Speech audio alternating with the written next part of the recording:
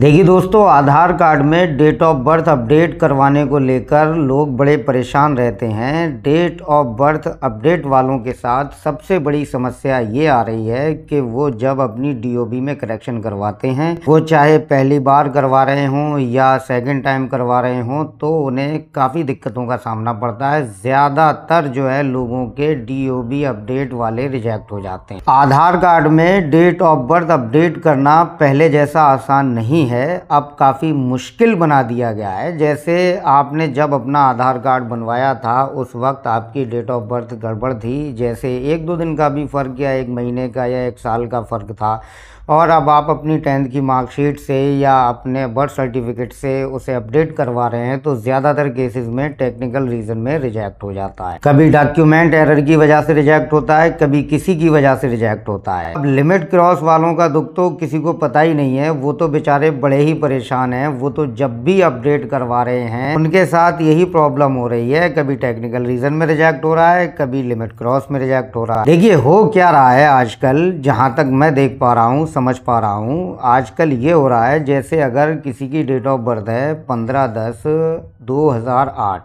यानी कि कोई शख्स नाबालिग है, माइनर है, और अब वो अपनी डेट ऑफ बर्थ करवा रहा है जैसे 15/10/2006 या 2005, मतलब वो एडल्ट होना चाह रहा है। तो ज़्यादातर ऐसे डीओबी अपडेट के केस रिजेक्ट हो रहे हैं टेक्निकल रीज़न में। ये यूआईडीआई के सर्वर का इशू है या यूआईडीआई ने कोई मोड लगा रखा है, कुछ भी समझ में नहीं आ रहा है किसी को भी। कस्टमर केयर से अगर लोग बात कर रहे हैं 1947 पर, तो कोई समाधान नहीं मिल रहा है। यही मिल रहा है कि भैया दोबारा कराओ। लोग दोबारा करा रहे हैं फिर भी नहीं हो रहा है। तिबारा चबारा 5 बार 10 बार भी लोग करवा ले रहे हैं, फिर भी टेक्निकल रीज़न ही में रिजेक्ट हो रहा है। मतलब यूआईडीआई की तरफ से ये कोई साफ अपडेट नहीं आ रही है कि भैया हम तुम्हारी डेट ऑफ बर्थ चेंज होने ही नहीं देंगे, तुम माइनर हो, माइनर ही रहो, एडल्ट मत बनो। जबकि हकीकत यह है कि वो शख्स जो अपनी डीओबी अपडेट करवा रहा है 2008 से 2006 या 2005 या 2004, वो बंदा रियल में एडल्ट है, उसकी डीओबी कम पड़ी हुई थी पहले ही। ये चीज़ यूआईडीआई को समझ में नहीं आ रही है। अब लिमिट क्रॉस वालों की समस्या ये है कि बेचारे अपडेट करवाते हैं, ईमेल भी करते हैं, सारा कुछ प्रोसेस बिल्कुल क्लियर करते हैं, लेकिन फिर भी उनका डीओबी रिजेक्ट होता है। निरे लोग ऐसे हैं 10 सालों से परेशान है, कोई 5 सालों से परेशान है, कोई 2 साल 3 साल से परेशान है। मतलब लोगों का कैरियर भी ख़त्म हो चुका है लगभग। लोग ये समझने लगे हैं कि बस आधार कार्ड में डेट ऑफ बर्थ सही नहीं होगी तो हमारा कैरियर ख़त्म हो गया, अगर हमारी डीओबी लिमिट क्रॉस होगी। तो ऐसा देखो बिल्कुल भी नहीं है। किसी भी एक चीज़ के छूट जाने से ज़िंदगी ख़त्म नहीं होती है। जैसे अगर किसी की ज़िंदगी में एक लड़की बेवफाई कर देती है तो वो शराबी बन जाता है या अपनी लाइफ ख़राब कर लेता है, तो उससे बुरा इंसान कोई भी नहीं होता है। मेरी नज़रों में वो बहुत बुज़दिल इंसान है जो किसी एक लड़की के छोड़ जाने के बाद बेवफाई का शिकार होकर अपनी लाइफ को ख़राब कर लेता है, बर्बाद कर लेता है। मतलब सोच कर देखिए यार, आपको कोई लड़की छोड़ के चली गई, अब आप शराब पी रहे हैं और वो लड़की जब देख रही है अपने शौहर के साथ जा रही है, अपने हस्बैंड के साथ, उसका हस्बैंड अच्छा कमाता खाता है, तब जब भी वो आपको शराब पीते हुए देखेगी या शराब के नशे में देखेगी या किसी से सुनेगी तो कहेगी अच्छा हुआ मेरी लाइफ ख़राब होने से बच गई, इसके साथ मैं नहीं रही। तो ऐसे बन के दिखाओ कि जब वो आपको देखे तब ये कहे मैं यार कहाँ फंस गई, मैं तो इसी के साथ सही थी, मेरा ये पति तो बहुत ही बेकार है, मुझे इसी के साथ शादी करना थी, ये इतनी तरक्की कर गया। तो कुल मिला के कहने का तात्पर्य ये है कि आपको हार बिल्कुल भी नहीं मानना है। कहीं ना कहीं मिस्टेक ज़रूर हो रही है, या तो ईमेल में मिस्टेक हो रही है, या आप प्रॉपर तरीके से डॉक्यूमेंट स्कैनिंग करके भेज नहीं पा रहे हो, या अपनी फ़ाइल जो है यूआईडीआई को ईमेल नहीं कर पा रहे हो। कहीं ना कहीं कुछ ना कुछ तो गड़बड़ है। फिर भी अगर कहीं गड़बड़ नहीं है और आपसे ये कहा जा रहा है कि पहले जो डॉक्यूमेंट लगवाया था वो जो है कैंसिल करवा के आओ, अब उस सिचुएशन में भी आपके पास सॉल्यूशन है। या तो आपको गज़ट नोटिफिकेशन में पब्लिकेशन देना है, या फिर आप जो है वो कोर्ट ऑर्डर निकलवा लीजिए।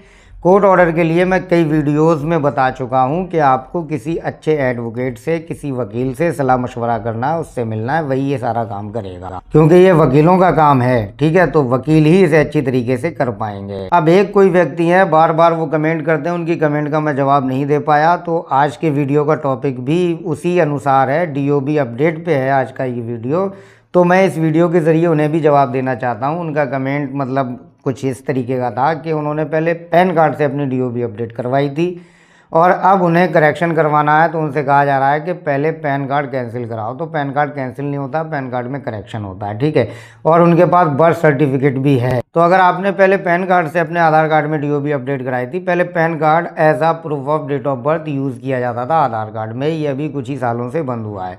पहले पैन कार्ड को जन्मतिथि का प्रमाण माना जाता था आधार कार्ड के अकॉर्डिंग, यूआईडीआई से अच्छी तरीके से मानता था, लेकिन अब इसे शामिल नहीं किया गया है। डेट ऑफ बर्थ के प्रूफ के लिए आपके पास पासपोर्ट होना चाहिए, आपके पास 10th की मार्कशीट होना चाहिए या आपके पास बर्थ सर्टिफिकेट होना चाहिए। फिलहाल यही डॉक्यूमेंट यूआईडीआई के पास एक्सेप्टेबल हैं, अदरवाइज कोई भी डॉक्यूमेंट यूआईडीआई कबूल नहीं कर रहा है। तो आपको ना तो पैन कार्ड में करेक्शन करवाने की ज़रूरत है, ना कैंसिल करवाने की ज़रूरत है, क्योंकि पैन कार्ड एज आ डीओबी प्रूफ यूआईडीआई के यहाँ एक्सेप्टेबल ही नहीं है। तो आप आसानी के साथ बर्थ सर्टिफिकेट से करवा सकते हैं। फिर भी अगर वो हर दरमी पे अटके हुए हैं, मतलब हर हाल में जिद किए हुए हैं, हर हाल में कि आप जो है पैन कार्ड में करेक्शन कराओ या पैन कार्ड को कैंसिल कराओ, तो आप पैन कार्ड में करेक्शन करा लो आसानी के साथ, जो डीओबी आपको करवानी है। अब सवाल ये पैदा होता है, भैया आधार कार्ड के बगैर पैन कार्ड में भी करेक्शन नहीं होगा।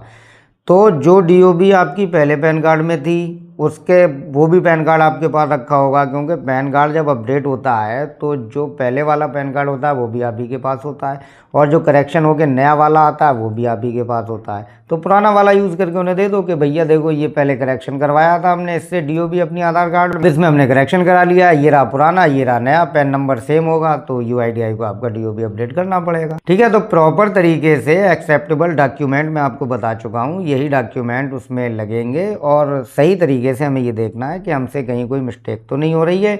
लेकिन हाँ, माइनर वाले, नाबालिग वाले अगर एडल्ट बन रहे हैं, बालिग हो रहे हैं डीओबी के अकॉर्डिंग, तो यूआईडीआई वाले उसे रिजेक्ट मार रहे हैं टेक्निकल रीजन में। इसके लिए आप जो है यूआईडीआई से लिखित में जवाब मांगिए कि भाई जब हमारे सारे डॉक्यूमेंट रेडी हैं और फर्स्ट टाइम ही हमारी डीओबी अपडेट हो रही है, फिर क्यों टेक्निकल रीजन में आप इसे रिजेक्ट मार रहे हो।